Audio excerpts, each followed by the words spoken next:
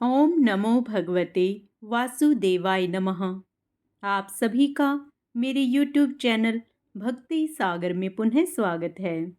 आज के अपने इस वीडियो में हम रमा एकादशी की व्रत कथा सुनेंगे, साथ ही विष्णु भगवान की आरती भी करेंगे। धर्मराज युधिष्ठिर कहने लगे कि हे भगवान, कार्तिक कृष्ण एकादशी का क्या नाम है, इसकी विधि क्या है, इसके करने से क्या फल मिलता है, सो आप विस्तार पूर्वक बताइए। भगवान श्री कृष्ण बोले कि कार्तिक कृष्ण पक्ष की एकादशी का नाम रमा एकादशी है। यह बड़े बड़े पापों का नाश करने वाली है। इसका महात्म्य मैं तुमसे कहता हूँ, ध्यान पूर्वक सुनो। हे राजन, प्राचीन काल में मुचुकुंद नाम का एक राजा था। उसकी इंद्र के साथ मित्रता थी और साथ ही यम, कुबेर, वरुण और विभीषण भी उसके मित्र थे। यह राजा बड़ा धर्मात्मा, विष्णु भक्त और न्याय के साथ राज्य करता था। उस राजा की एक कन्या थी जिसका नाम चंद्रभागा था। उस कन्या का विवाह चंद्रसेन के पुत्र शोभन के साथ हुआ था। एक समय वह शोभन ससुराल आया।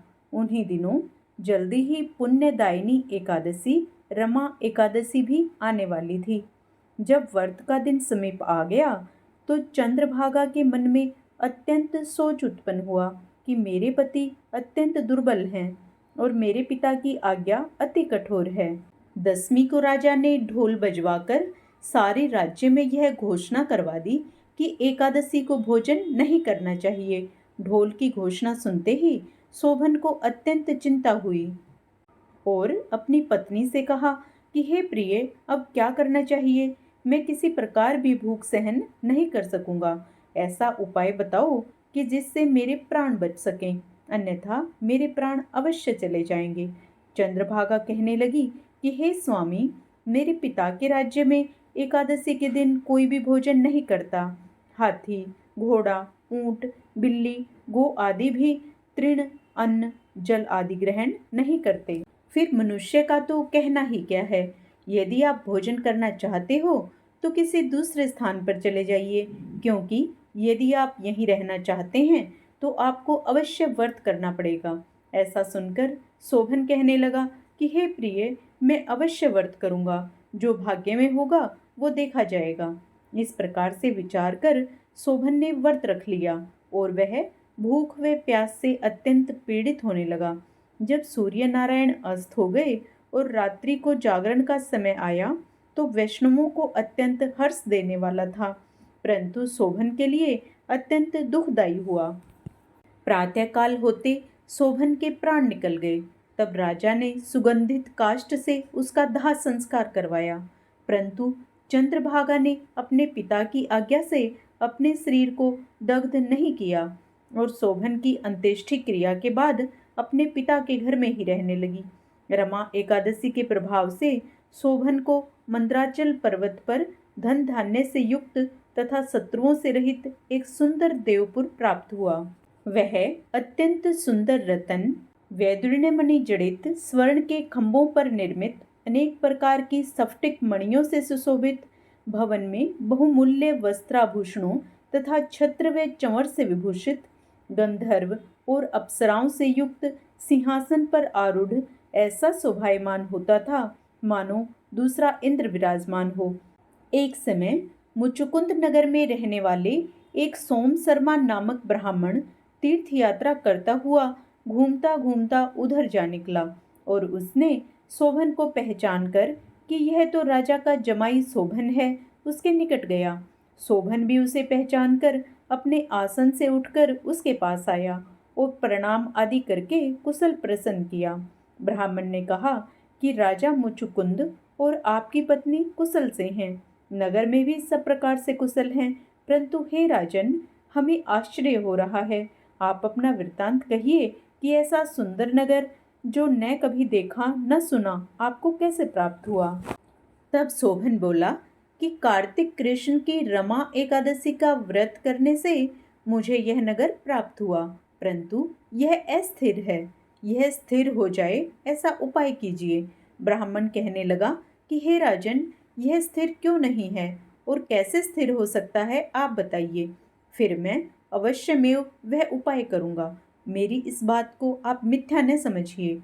शोभन ने कहा कि मैंने इस व्रत को श्रद्धा रहित होकर किया है, अतः यह सब कुछ अस्थिर है। यदि आप मुचुकुंद की कन्या चंद्रभामा को यह सब वृतांत कहें तो यह स्थिर हो सकता है। ऐसा सुनकर उस श्रेष्ठ ब्राह्मण ने अपने नगर लौटकर चंद्रभामा से सब वृतांत कह सुनाया।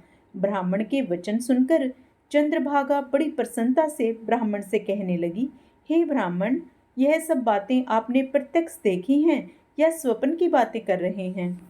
ब्राह्मण कहने लगा, हे पुत्री, मैंने महावन में तुम्हारे पति को प्रत्यक्ष देखा है, साथ ही किसी से विजय न हो ऐसा देवताओं के नगर के समान उसका नगर भी देखा है। उन्होंने यह भी कहा है कि यह स्थिर नहीं है। जिस प्रकार वह स्थिर रह सके सो उपाय करना चाहिए। चंद्रभागा कहने लगी, हे विप्र, तुम मुझे वहां ले चलो। मुझे पतिदेव के दर्शन की तीव्र लालसा है। मैं अपने किए हुए पुण्य से उस नगर को स्थिर बना दूंगी। आप ऐसा कार्य कीजिए जिससे उनका हमारा संयोग हो, क्योंकि वियोगी को मिला देना महान पुण्य का कार्य है। सोम शर्मा यह बात सुनकर चंद्रभागा को लेकर मंद्राचल पर्वत के समीप वामदेव ऋषि के आश्रम पर गया। वामदेव जी ने सारी बात सुनकर वेद मंत्रों के उच्चारण से चंद्रभागा का अभिषेक कर दिया। तब ऋषि के मंत्र के प्रभाव और एकादशी के व्रत से चंद्रभागा का शरीर दिव्य हो गया और वह दिव्य गति को प्राप्त हुई। इसके बाद बड़ी प्रसन्नता के साथ अपने पति के निकट गई। अपनी प्रिय पत्नी को आते देखकर शोभन अति प्रसन्न हुआ और उसे बुलाकर अपनी बाईं तरफ बिठा लिया। चंद्रभागा कहने लगी, हे प्राणनाथ, आप मेरे पुण्य को ग्रहण कीजिए। अपने पिता के घर जब मैं 8 वर्ष की थी तब से विधि पूर्वक एकादशी के व्रत को श्रद्धा पूर्वक करती आ रही हूँ। इस पुण्य के प्रताप से आपका यह नगर स्थिर हो जाएगा तथा समस्त कर्मों से युक्त होकर प्रलय के अंत तक रहेगा। इस प्रकार चंद्रभागा ने दिव्य आभूषणों और वस्त्रों से सुसज्जित होकर अपने पति के साथ आनंद पूर्वक रहने लगी। इति शुभम। आइए अब हम विष्णु भगवान की आरती करते हैं। ओम जय जगदीश हरे, स्वामी जय जगदीश हरे। भक्त जनों के संकट, दास जनों के संकट क्षण में दूर करे। ओम जय जगदीश हरे। जो ध्यावे फल पावे, दुख विन से मन का। सुख संपत्ति घर आवे, कष्ट मिटे तन का। ओम जय जगदीश हरे। मात पिता तुम मेरे, शरण पड़ूं मैं किसकी। स्वामी शरण पड़ूं मैं किसकी। तुम बिन और ना दूजा, प्रभु बिन और ना दूजा। आस करूं जिसकी। ओम जय जगदीश हरे। तुम पूर्ण परमात्मा, तुम अंतर्यामी। स्वामी तुम अंतर्यामी। पार ब्रह्म परमेश्वर, तुम सबके स्वामी।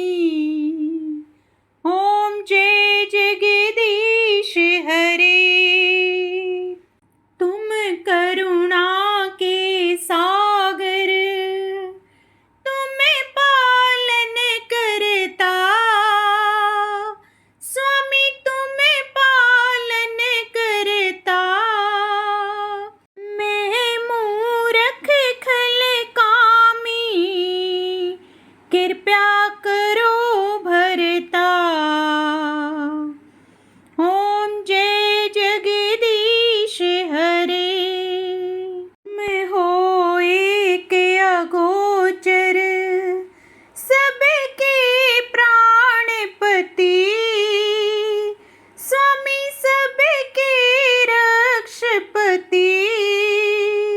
किस विध मिलूं दया में, कैसे आऊं शरण में, तुमसे मैं कुमति। ओम जय जगदीश हरे। दीन बंधु दुख हरता, तुम ठाकुर मेरे। प्रभु तुम रक्षक मेरे। अपने हाथ उठाओ, दया करो चरण लगाओ। द्वार पड़े तेरे। ओम जय जगदीश हरे। विषय विकार मिटाओ, पाप हरो देवा। स्वामी कष्ट हरो देवा। श्रद्धा भक्ति बढ़ाओ, श्रद्धा प्रेम बढ़ाओ। संतन की सेवा। ओम जय जगदीश हरे। तन मन धन सब कुछ है तेरा। स्वामी सब कुछ है तेरा। तेरा तुझको अर्पण, तेरा तुझको समर्पण। क्या लागे मेरा। ओम जय जगदीश हरे। इसी तरह की सभी व्रत कथाएं सुनने के लिए तथा अन्य धार्मिक जानकारियां प्राप्त करने के लिए कृपया मेरे चैनल को सब्सक्राइब अवश्य करें। वीडियो यदि पसंद आता है तो लाइक भी करें। कमेंट में ओम नमो भगवते वासुदेवाय अवश्य लिखें।